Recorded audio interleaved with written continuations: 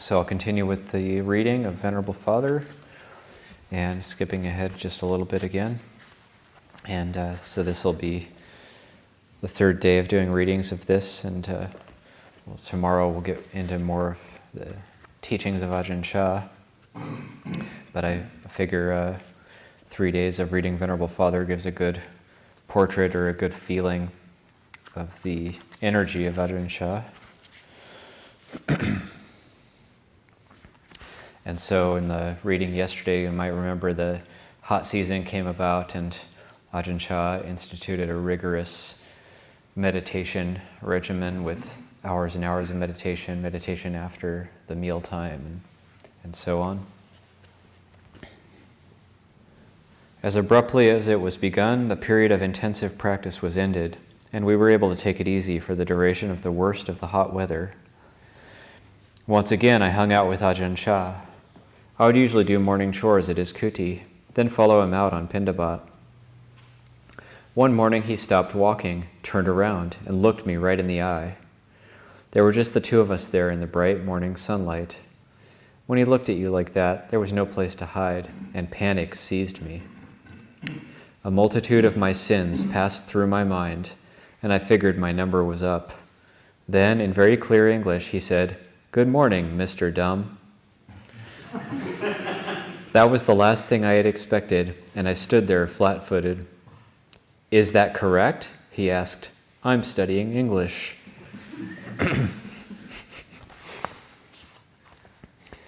On a few other occasions, we had different types of conversations as we walked. I remember them mostly because his tone was unlike that he normally used, and he addressed me more formally, using you rather than my name. I think the first time was when he asked me if I was going to disrobe. I asked if he meant a lifetime commitment, and he gave an affirmative grunt. I said it was hard to think about, that although I had no plans to disrobe, I couldn't really decide that I never would. When I really looked into it, my thoughts seemed meaningless, irrational. He said, "That they are meaningless is the real Dhamma." As rainy season approached, he started sending Westerners out to the branch temples to fend for themselves and learn to speak the language. Having been through that the past year, I wasn't so eager to do it again, but all of a sudden I found myself in the doghouse. When I went to his kuti, it was as though he didn't even see me. If there was ice or a drink for the monks, he would wait until I left before passing it out. He was making me glad to be going somewhere else. Years later, he recounted these episodes, saying that he felt for me, but that he knew he had to give me a hard time for my own benefit. He would say, "Now you see the value in such treatment, don't you?" I did. He often said jokingly to me and to the Sangha, I would be afraid to go to America because Warapanya would probably want to get me back for torturing him. Just before Vasa, a newly ordained American showed up. He was just out of the Peace Corps and was planning to stay in robes for a few months before going back home. He wanted to stay at Wat Pah Pong for the Vasa, but Ajahn Chah refused.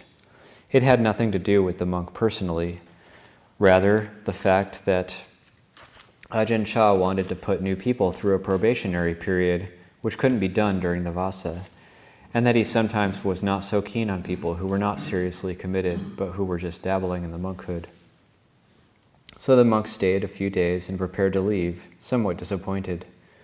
One night before he left, Ajahn Chah came to the sala to give a talk.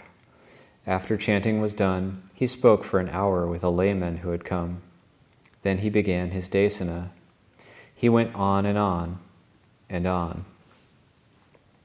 After a couple of hours, it was obvious he was playing with us. One new monk was foolish enough to ask a question, and he gave a very long answer. Then he asked, "Does anyone have any more questions?" Nobody stirred. I thought, maybe he will let us go now, but he said, "Well, maybe you were uncertain about," and went into more explanation. It seemed that he covered everything in the entire Buddhist canon. Meanwhile, the Peace Corps monk, who had been sitting directly in front of him, was squirming around, changing sitting positions, holding his drawn-up knees, definitely not to be done, and glaring angrily at Ajahn Chah.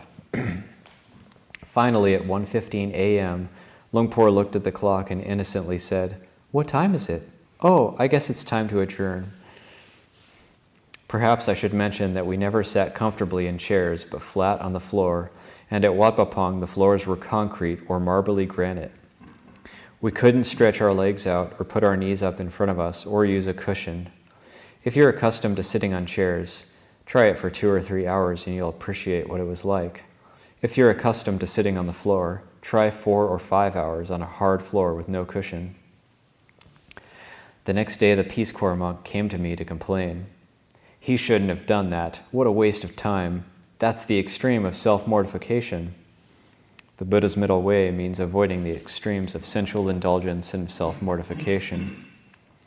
That afternoon, Ajahn Chah asked me if the new monk liked his talk the night before.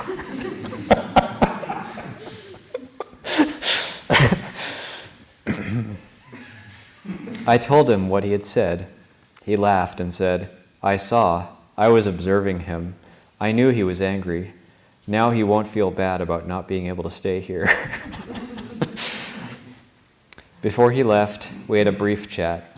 I asked him what he was going to do after he left Thailand. He wasn't too sure. He said he was really upset about something called Watergate. I asked him what that was, and he explained, but I didn't really follow. It seemed funny that someone who was living the spiritual life would be interested in such things, much less upset about them. Finally, the time came for my exile. 2 days before the Vasa began, I was sent to one of the branch monasteries. As had happened the year before, I had difficulty keeping the pace, but this time there was no inspiring guidance from any of the senior monks. I remember it mostly as a prolonged, dull ache, without clarity or inspiration, but not painful enough to push me past my limits. I muddled along half-heartedly, figuring that after the 3 months I could return to Wat Pah Pong and somehow things would be better. We all went there for the Katina ceremony. Ajahn Chah scowled at me and told me I could go back to my Siberia. "That's good enough for you," he said, but it all felt so gray. I stayed up that night through the Katina ceremony, went to sleep right after the meal, and missed the ride back as I had hoped to, knowing that this was pretty close to open disobedience. I slunk around for the next few days, avoiding Ajahn Chah as best as I could. My reputation was at an all-time low, and my spirits weren't much higher. Lots of people were coming and going, so I could more or less disappear in the crowd, but when I did talk to someone, they usually gave me flack. Everything was very bleak indeed. One afternoon, I realized that my visa was running out, and I would have to go to the immigration station in Pibun district, near the Lao border. I went to see Ajahn Chah. He looked at me and demanded, What's it going to be?" But I only answered that I had to go take care of my visa. One of the regular lay supporters from town was there, and Lungpor asked him if he could take me to Pibun. Then he said he was going also. He wanted to go visit a huge forest wat near there where he could usually enjoy some solitude. He sent for one of the senior monks and told him to get packed, saying, "We're going to Laos." Very shortly we were in town. We picked up a few laymen and another vehicle. It seemed that he merely had to show up on the spur of the moment, and the people would close up their shops, take leave of their families, and go with him. He went to immigration with me. Then he went to Wat Kuan, the huge forest wat, while I returned with the first car. He went to Laos from there and didn't come back for over a month. It was the only vacation he took in all the years I was there, perhaps the only one since he began teaching. With Lungpor gone and many monks following the Katina ceremonies around, Wat Pah Pong got very quiet. Except for a few villagers who lived nearby, no lay people came. I kept to myself and practiced as best I could, still feeling pretty guilty about my existence. Every dog's got to have his day, even in Chah's monastery, I thought rebelliously. But what could I do? Shortly before Ajahn Chah returned, my sister came to visit me. I didn't know what she had expected, but I explained to her that she would be living with the nuns, and I would visit her when I could. At first I visited daily, in the afternoon. She couldn't touch me or even sit near me, and I had to take an escort with me. Merely going to the nuns' quarter at all was quite exceptional, as we never had anything to do with the nuns. I told her that the best way to understand me and what I was doing was for her to live with the nuns, work and meditate, observe what went on around her. After Ajahn Chah came back, he cut down on my visits, though she was able to come to his kuti a few times. That was also the coldest winter in 40 years, and when she requested another blanket, he refused, saying he didn't want her sleeping too much. After the second request, he relented. She hit it off very well with the nuns, but soon got sick, first with stomach trouble, then with a severe attack of kidney fever, which put her in the hospital for a few days. But the nuns, lay people, and even Ajahn Chah visited her there, and she was very touched by the spirit of the people, thinking it remarkable that they should take such an interest in her. This was how all friends and relatives who came to visit the Western monks were treated. And life and practice went on as usual at Wat Pah Pong. Ajahn Chah himself was sick with malaria when he returned. In the morning after the meal, he would sit and talk with the lay people who came to see him, telling his jokes, listening to their stories about their families, their business, their trips to Bangkok. Then he would go back to his kuti and spend the rest of the day upstairs, lying under his mosquito net. He said the fever was very intense, but nobody would have guessed anything was wrong while he sat receiving guests. Both he and Ajahn Si, who had gone to Laos with him, were to have recurrences of the malaria over the following years. With him, it usually wasn't noticeable. He would just casually mention it when we were sitting around. Not feeling well, fever. Malaria, I would ask. He would answer with a half nod. Once I suggested that he ought to go and get it taken care of. I'm taking care of it here, he said, meaning he wasn't getting involved with it. Then, not being one to pass up an opportunity, he added, I'm not a Western monk. I don't have to run to the hospital whenever I'm not feeling well. When he got over the malaria, he really had it in for us. He gave many a long talk, sometimes in the open air underneath his kuti. It was a cold winter, and in the Wat, there's no way to warm up. Monks aren't allowed to light fires to warm themselves. When winter came, I usually felt an initial resistance in myself, just wanting to get away from it and be warm, but then my energy would awaken and I would feel quite good. But this winter was colder than the others, and it kept me on edge, gave me a generally insecure feeling. And then when I was getting to feel I could just about cope, he called a meeting and said that everyone had to get out of their kutis, clear a space in the forest, put down a mat, and set up their mosquito nets. I was shattered. This was surely the back-breaking straw. All I could think as I returned to my kuti for my last night indoors was, I want my mother. So I got a novice to clear a space and set myself up. I put plenty of leaves under the thin straw mat to soften my, quote, bed, unquote. We weren't supposed to use any blankets, only our robes, but I decided that was going too far and smuggled a blanket out at night. The first night out there, I was lying down to go to sleep and started thinking about scorpions and centipedes.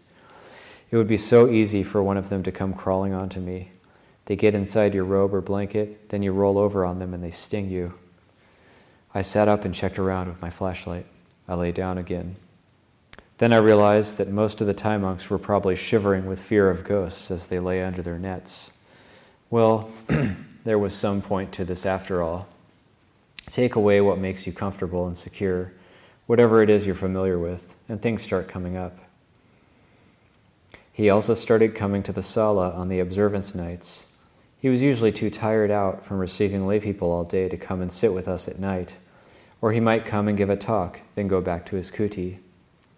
He often spoke of the weekly all-night sitting as an important practice, but most of the monks were pretty lax about it outside of the vasa, especially in cold weather. Then one night he showed up to lead the chanting with the lay people, and after that he started playing tapes, his old talks by Ajahn Buddhadasa from southern Thailand, even a talk that Sumedho gave in English when we went to the chapel at the U.S. Air Force Base. When one tape was over, he would fiddle around with the machine for a while, then put in another tape. From where he sat, he could watch all the monks. Nobody dared leave. He never said a word, and I hoped each tape would be the last. I had gone to visit my sister in the hospital that day. I was exhausted, and I wasn't too keen on the all-night sittings anyhow. But by the time he got through amusing himself, I had become wide awake and decided to stay up for the rest of the night. He did that for 3 weeks in a row, either playing tapes or talking. Each time I had thought beforehand, tonight will be an early night for me. After chanting, I'll go back to my kuti and get a decent rest. Then to my dismay, he would show up and keep us there until my sleepiness went away. But after that time, I got habituated to all-nighters, even used to look forward to them. They produced a clear state of mind and often a heavy calm on the following day. One day a nun fell down the well and died. The funeral was on New Year's Eve. I had gone to the sala with the rest of the monks for special chanting for the new year. Just then, as the coffee was coming around, a novice came to take the Western monks over to the nuns' sala. Ajahn Chah was there. The nuns were all there. My sister was there. The corpse was there. It was a bitterly cold, windy night. The coffee had already gone around, and an empty kettle sat next to us. I was heartbroken. The nuns chanted, Ajahn Chah spoke. I looked longingly at the kettle. Then I looked at the coffin, then at my sister, back to the coffin. I was cold and unhappy.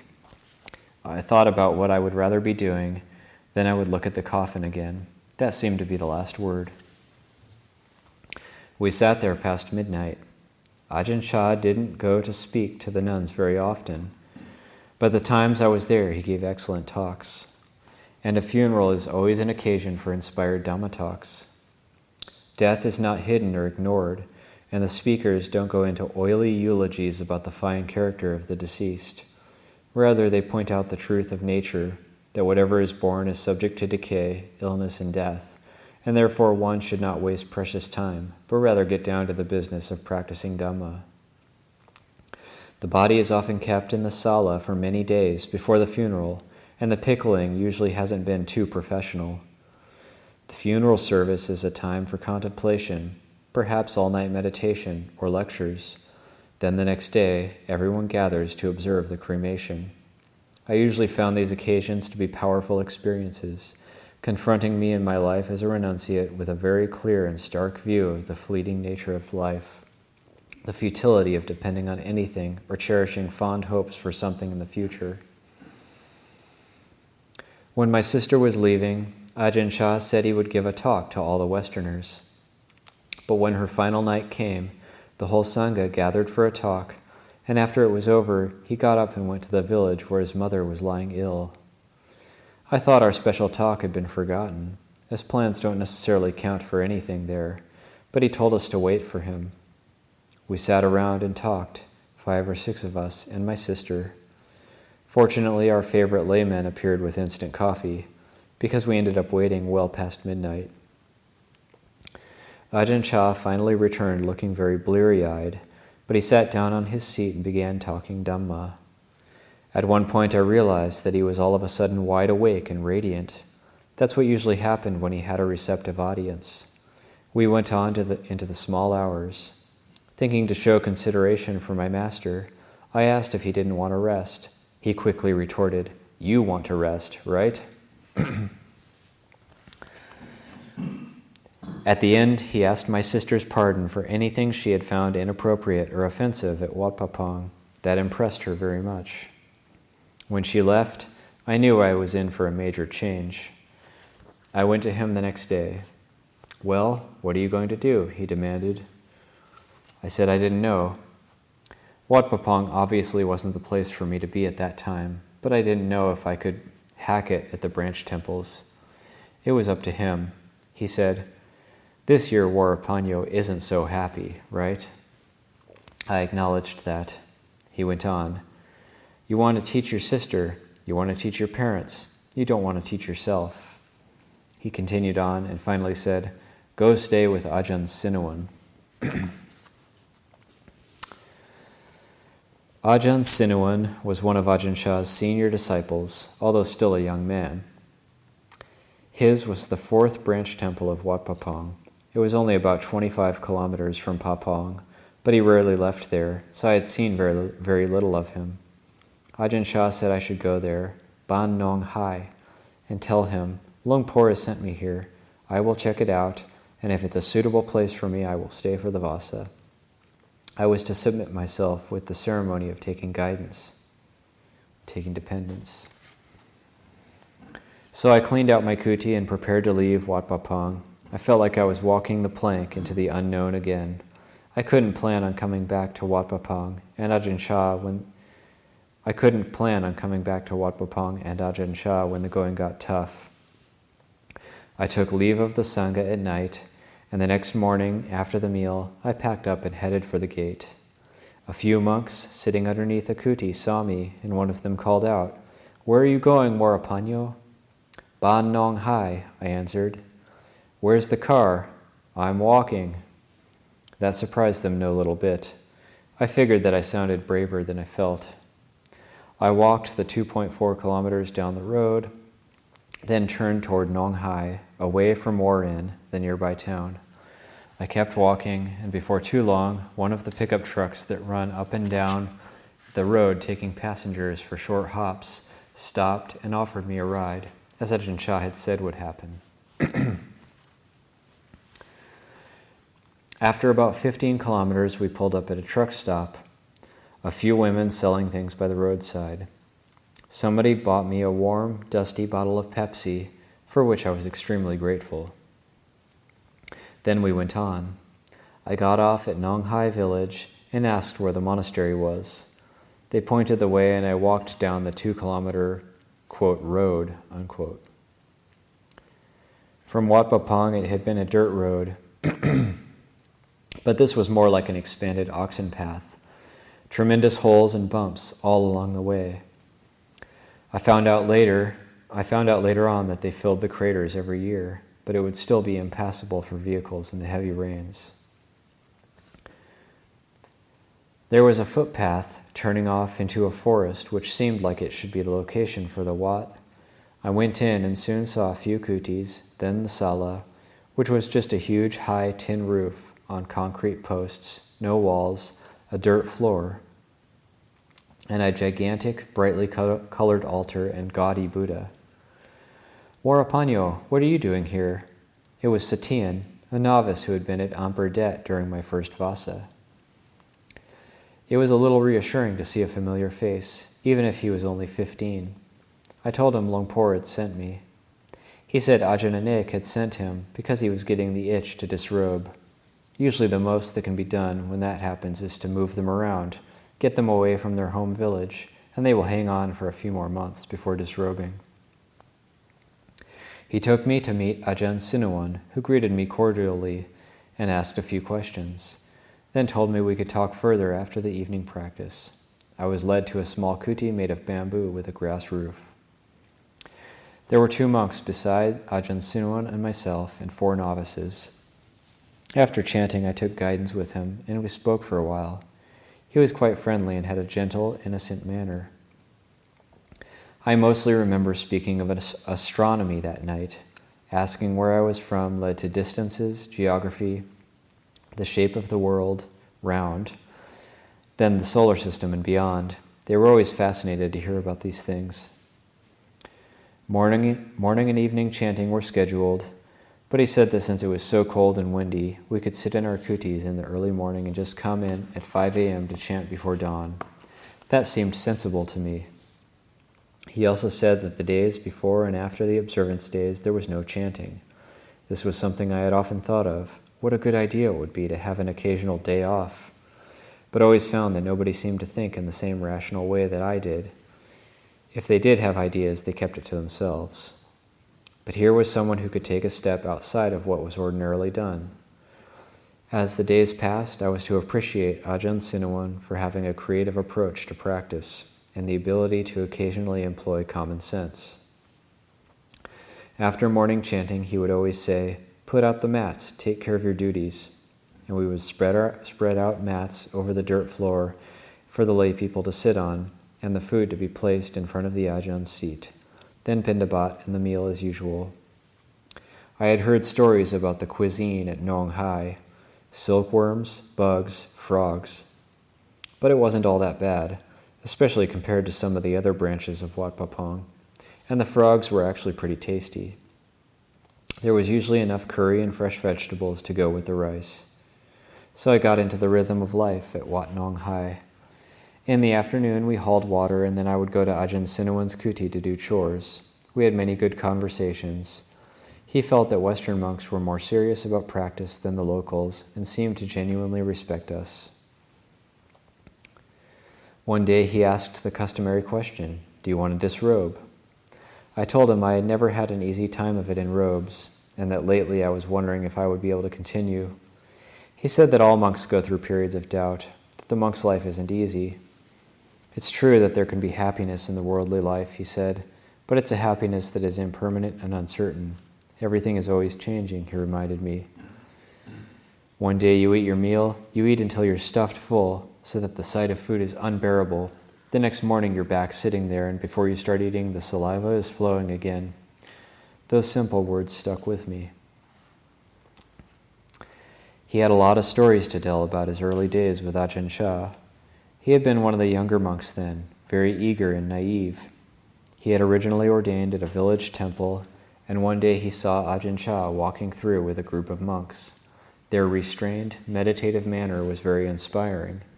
He found out where they were from, and he went to Wat Pah to meet Ajahn Chah.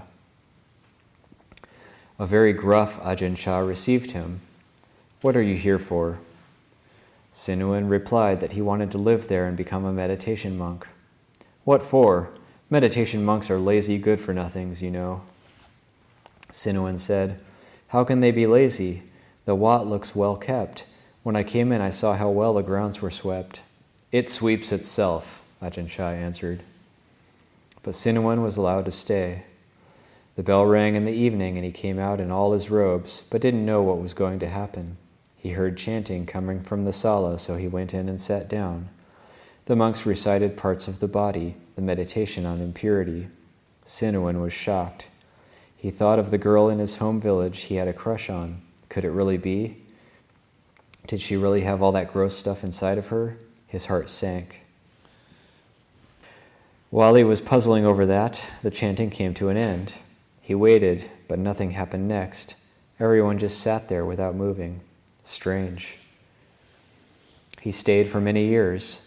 By his own account, he was extremely diligent, but later on I would hear Ajahn Chah make fun of him for his extremes of thinking and acting. He did things like picking up a centipede to let it bite him so he could contemplate pain, or eating food that disagreed with him so he could, quote, let others see, unquote, let others see that he wasn't afraid of illness.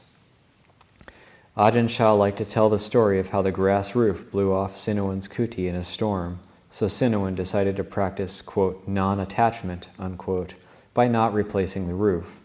He got soaked whenever it rained, and the kuti was probably ruined, but Ajahn Chah was dubious about whether or not Sinuan became any wiser or more detached for it. After a few weeks, I went back to Wat Pah with Ajahn Sinuan for Magha Puja, one of the main Buddhist holidays. Ajahn Chah's disciples often convened for these occasions. That year, the ceremonies were held at Wat Tum Seng Pet, but I had an interesting time of it anyhow. We had arrived the night before Magha, and when the Sangha met at Lungpor's kuti, there was a big to-do about one of the Western monks who had intentionally violated a major rule of discipline. When Ajahn Chah was told, all he said was, "Disrobe, don't want it, disrobe." The monk went back to his kuti and prepared to start walking to Bangkok that night. But after the Sangha had been dismissed, another Westerner went to Ajahn Chah and said that he was concerned about the monk, who seemed overly distraught and not in the right state for going off by himself. Ajahn Chah listened thoughtfully and had us fetch him back. He returned and tried to explain what was bothering him, culminating with an emotional letter he had written to his father. Like many others who had ordained, he found his family unwilling to understand. While his mother wrote heart-wringing letters, his father refused to write at all. This kind of thing was pretty common. and in every single case, if the monk remained at Wat Pah Pong, putting his practice first, the parents eventually came around. After a long silence, which had usually been preceded by several bitter letters, the conciliatory letter arrived. "We are very proud of you. We would like to see you. We are coming to visit next year." Or, "We will be happy to pay your plane fare any time you want to come visit."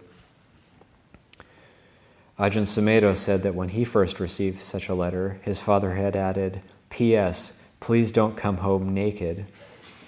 So he thought that maybe his father still had some lingering misconceptions about monastic life. Without exception, this is how it turned out for those who stuck to it and didn't let themselves get bowled over by sentiment. This was to eventually happen with this monk also, but not just yet. He had always been very independent-minded, occasionally refusing to comply with Ajahn Chah's wishes, and he seemed to suffer for it in various ways. Now he was describing how he had tried to communicate with his father over the years, but to no avail. In tears, he tried to tell Ajahn Chah in somewhat garbled Thai what he had written in his last letter, ending with, "I am your son, are you my father?" Ajahn Chah seemed sympathetic to what he was going through and told him to stay for a while. He would eventually have to go to another temple to do probation and penance for his breach of discipline, but Ajahn Chah wanted him to stay around, calm down first, take it easy. In the 2 years he had been a bhikkhu, he had practiced very hard, maintaining a rigid manner of external discipline. It was falling apart now, and what was inside was surfacing.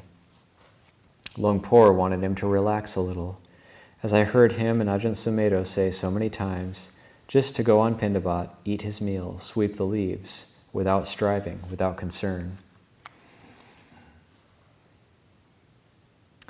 I inadvertently seemed to cash in on this monk's misfortune. For months I had been in Ajahn Chah's doghouse, while hearing him extolled as the model of diligence and endurance. All of a sudden he took my place in the doghouse, and I even heard myself praised by my Ajahn for being able to hang in there without going to such extremes.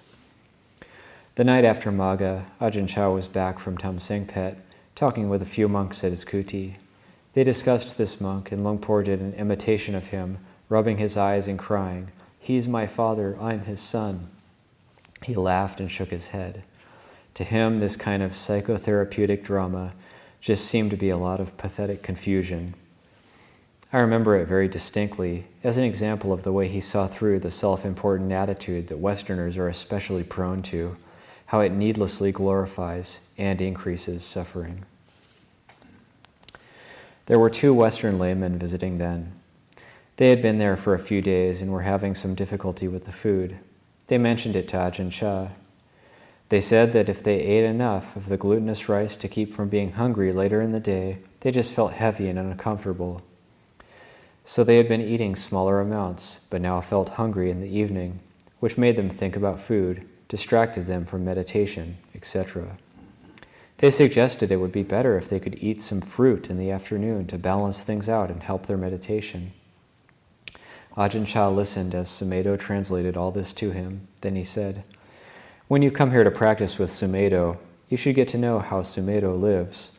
He eats 1 meal a day, and sometimes he's hungry at night. It's better for you to experience this, then you can understand his practice.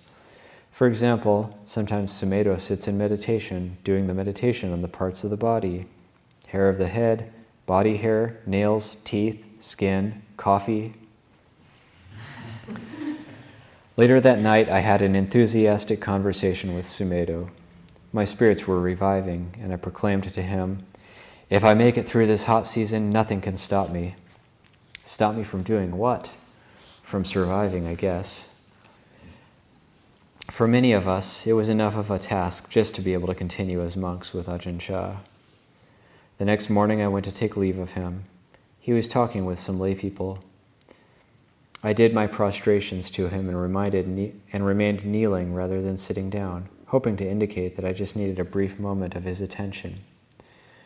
He turned to look at me. I begged to take leave, and he just said, "Don't come back," with a lovely warm smile. "6th moon, full moon," I said, meaning the Visakha Puja celebration. 3 months later.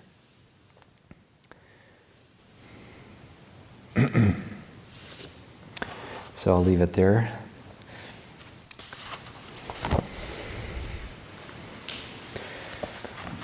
So we have 10 minutes for questions, comments, or if that spurred any more reflections on Ajahn Chah from Lumpur.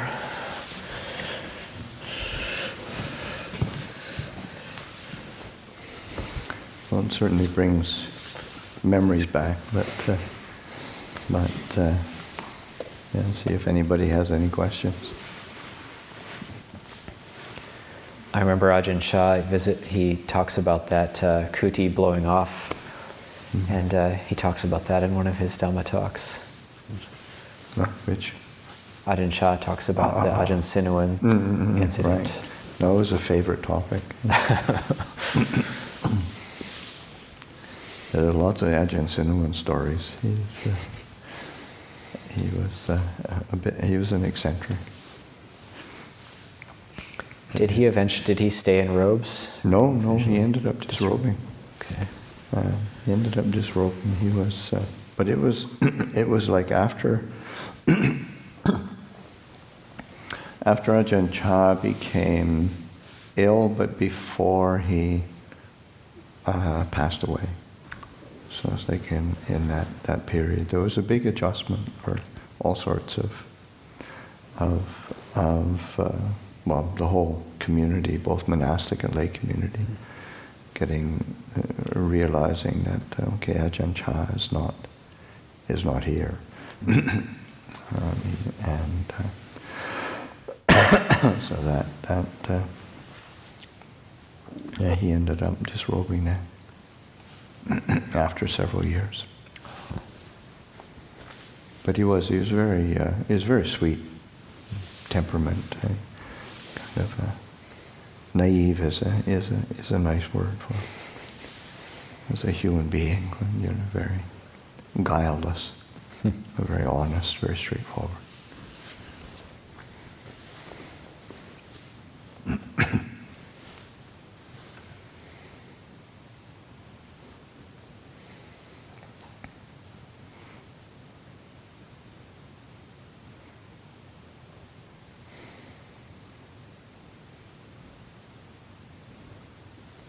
Gino? Yeah. It sounds like Warpani was kind of saying a lot of his suffering is because of his own kind of conduct and sneaky things and not obeying. And I was wondering, like, for one who did kind of go about things in a good sila, if it seems like maybe Ajahn Chah's standards would be very, inspiring and energizing, and still difficult to hold it like from a better sila perspective. Well, yes and no, in the sense that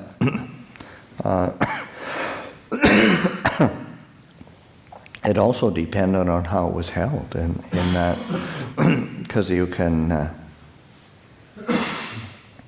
because you actually have to see the benefit in the practice and enjoy the practice.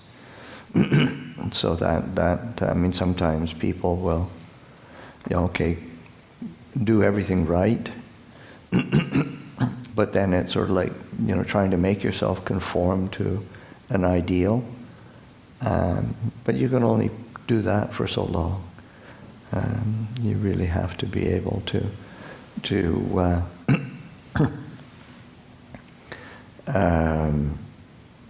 be quite kind of clear within yourself of, what is the kind of difficulties, what are the obstacles, what are the things that are creating suffering, so that and we all suffer in different ways. So, just being able to having the form is really is an incredible support, but it also has to be reflected on and investigated and understood within oneself.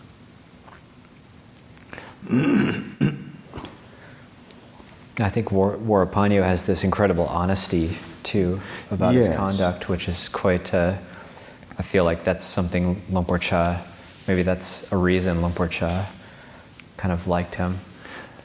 Yes, and took him that close. There's a kind of, as neurotic as he could be, he was always very open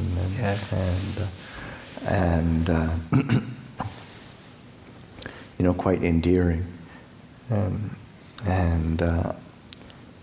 underneath all the complications that he created and even still creates to some extent today. There's this incredible honesty, and Ajahn Chah really, because he did take him under his wing. I mean, on many occasions, and was always very open with him. So it's quite an interesting kind of relationship that they had. I mean, it also leads to like a lot of his observations of the Westerners at that time, and thought it's just so kind of brilliant. Yeah.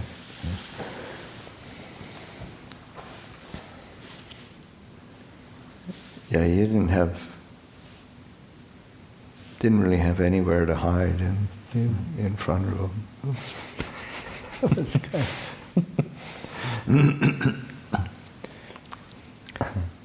That's all I'll be reading for Venerable Father, but if anybody's interested in reading it, I'm happy to pass it on. Lumpur, was there do you remember the time that Lumpur Cha went to Laos on that? That was before I arrived. I probably arrived right around this time that the biography is unfolding, or the Venerable Father is unfolding. So that I didn't. I wasn't around then. That would have been. Vajrapāṇño was there pretty early. Like I got there. My first visit in 1973. So this is probably.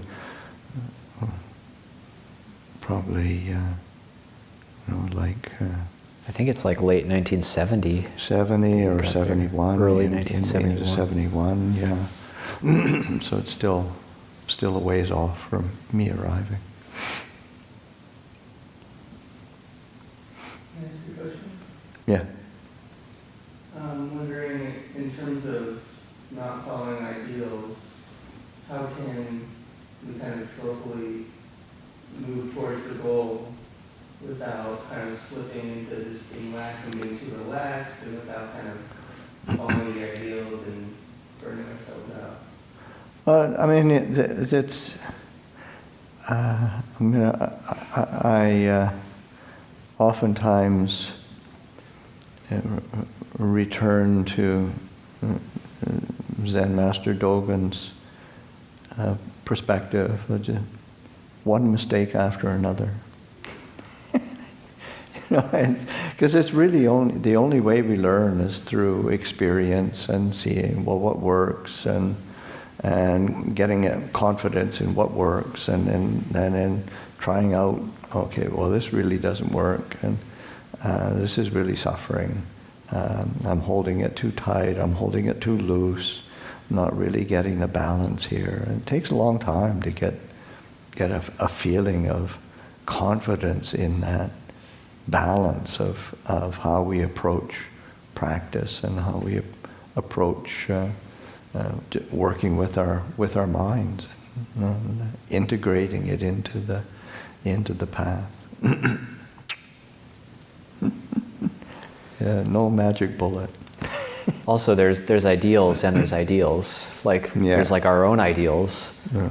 Then there's the ideals of the Buddha, which are like going against the worldly winds, and It's like our own ideals. If we follow our own ideals, we might get really self-righteous about things. But then once we make that mistake 1,000 times or whatever, and we realize getting self-righteous is suffering, then we stop following our own ideals and we stop being self-righteous. And it's just like, I can speak from experience, just bashing my head against the wall of self-righteousness thousands of times and then realizing, oh yeah, every time I do that, I suffer. It's like, oh, okay. Yeah. Desire is suffering. Yeah. But it's so hard to see Yeah. in it.